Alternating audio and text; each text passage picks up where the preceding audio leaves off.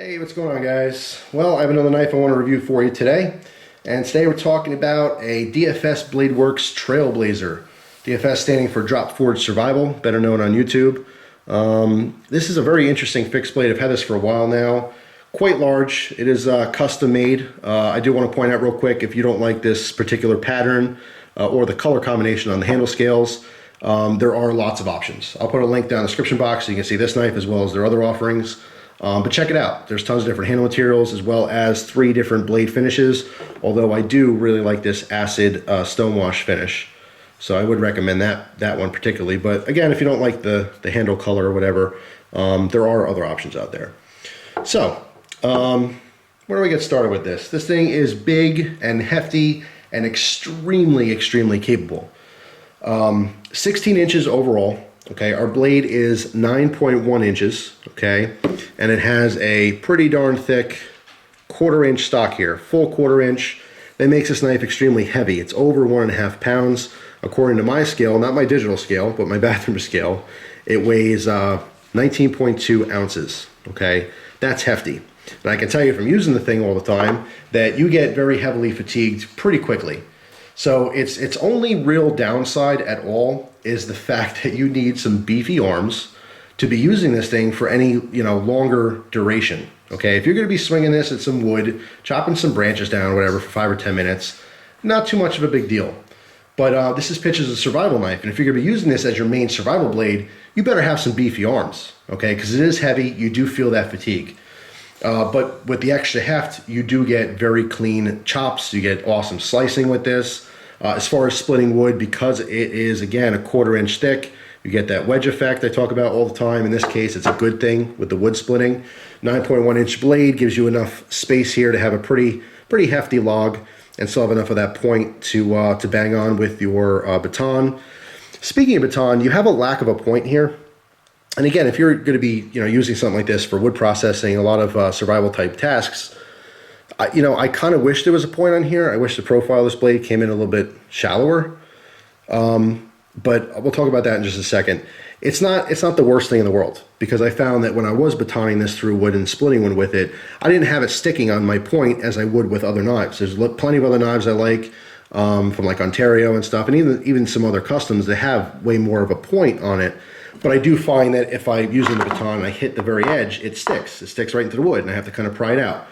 So this being a little bit, more blunted, I guess we can say, is not necessarily a bad thing. I like the aesthetics of this swedge. It is a false wedge, obviously. It's not sharpened.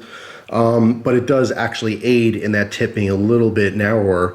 So if you do need to pierce into something, it helps. It definitely helps. But I like the look of it as well. This whole front portion here, there's lots and lots of belly. If you were to choke up on here, you can use this for scraping. If you're doing some kind of hunting task, whatever, scraping hides, maybe even, also a large to skin an animal, but if you really had to. This whole shape here, it can also double as like an ulu knife if you wanted to cut up some veggies and stuff for food prep. It's very versatile. However, my personal preference is more of a point, but it's not a hit on the knife design, because what I lack in having less of a point, I gain in other aspects of using this knife. So, 6 to 1, half dozen the other. This is a flat ground blade, about midsection here, well, maybe a little bit past midsection, and it comes down to a convex edge. Very nice, big fan of convex edges. As far as sharpening, it's really not that big of a deal. Maybe I'll do a video in the future sharpening convex edges, although there's tons on YouTube already. But the biggest thing with convex edges is to not let it get too dull. If you keep stropping them up, it doesn't matter how big your knife is, use a strop as you normally would. You're going to maintain that edge. That's what I do. I don't sharpen convex edges all that often because I'm constantly maintaining them. It's just one of those things with knives. When you get into the maintenance part of things, it prevents you from doing more work in the future. Yeah, extremely, extremely capable. The one biggest downside to this knife, and there's just no two ways about it, is it's hefty. It's heavy, and it fatigues your arm, okay? If you're not a bodybuilder, or you don't go to the gym, 5 days a week, you're gonna use this knife for about 10 or 15 minutes, and then your arm's gonna feel like it's falling off your body. So you can do one of two things. You can either buy yourself a lighter knife, or you can just, practice using this knife all the time and build those muscles in your arm. All right, so look a little closer here. We can see there is a blade choil, there is a finger choil, and a hole in the blade here. Not sure if the hole is just for aesthetics or if it has to do with, you know, maybe some kind of lashing to the lanyard hole here. Although if that's what it was for, it should pretty much be up here to kind of cover your hand.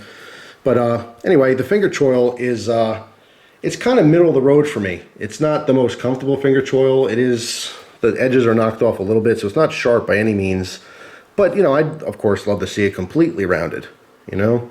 It's just one of those details that would make it extra comfortable and extra nice to use. There is a couple notches in the back for jimping. Not a big deal. I certainly wouldn't chop like this. It makes it very uncomfortable. But when you're doing finer work, it does give you a little bit more grip on the spine of that blade. Speaking of the spine, very sharp up here, nice 90 degree for all the people out there who like using this to strike their ferro rods and stuff, their fire steels. You know, it's a big deal for a lot of people. All right, as far as the handle goes, it is kind of a low profile scales here towards the front. It does create an edge right here along with here. Okay, so it is uncomfortable. Not right away. It takes probably 5-10 minutes of use to start feeling that in your hand, but you do feel it in your palm. I mean, overall, I like the design of the handle. I like the swell in the middle here. It fits out the hand nicely, and I do like the oversized butt or pommel so that it keeps the knife from slipping out of your hand. That's great. Also, you can choke down on this fairly comfortably to get more leverage. But overall, I just like to see it more rounded. Especially with survival type knives you're using to process lots of wood, you get a lot of rubbing all over your hand constantly, and the rounder your edges are everywhere, the better. It just tends to be more comfortable it that way. But there is also a fine line between comfort and grip. This does offer tons of grip. Comfort, it's not too bad. It really isn't. All right, so let's talk about this sheath. Well, it looks good. It's got lots of eyelets, lots of mounting options, got a little drainage hole, which is cool. But the fit's bad. It's just not good. I have to actually go like this, because if I force it, I feel like I'm gonna shove the thing right through the sheath into my hand. So I gotta do this like tapping on thing. There we go. And then taking it off, can't just rip it off. It stops right there. A lot of friction on this. So again, you have to kind of wiggle it back and forth. So the sheath is definitely a no-go. However, I do want to point out that I brought this issue up and they had said that because I have an older version, there's two things that they changed. The first thing was actually the heat treat on the steel is even better. I didn't really have a problem with that. So if it's even better now, then hell yeah, that's great. But the other issue was the sheath. They knew that they had problems with the sheath, the fitting of it. They said that they worked on that. I can't, guarantee it because I don't have one of the newer versions of this. I can tell you the old versions, the sheath sucks. The new ones, if they fix that, that's awesome. If that's the case, if they fix the sheath and you have a good fit on it, I like the knife. I'd recommend it. All right, so let's talk about price here for a second. Now remember, this is the cheaper of the two options, okay? This one in 80 CRV2 is 380 bucks. Or the other one with the huge, it is a steel upgrade to S35VN would be $500. Now, personally, I would just stick with this one for $120 cheaper. I really like the design. I think it's a very capable knife. Again, just shy of $400. I expect certain things to be more refined. It's not a cheap knife by any means. I do think it's priced properly. It's definitely in the realm of where it should be. But again, for a $400 custom, I want to see this completely rounded. I want to see that very comfortable. I want to see this rounded more. I just overall want a little bit more comfort, specifically because it's such a big, heavy knife and because I get fatigued so easily, not just, your muscles and swinging it, but your hand gets fatigued, it gets rubbed raw.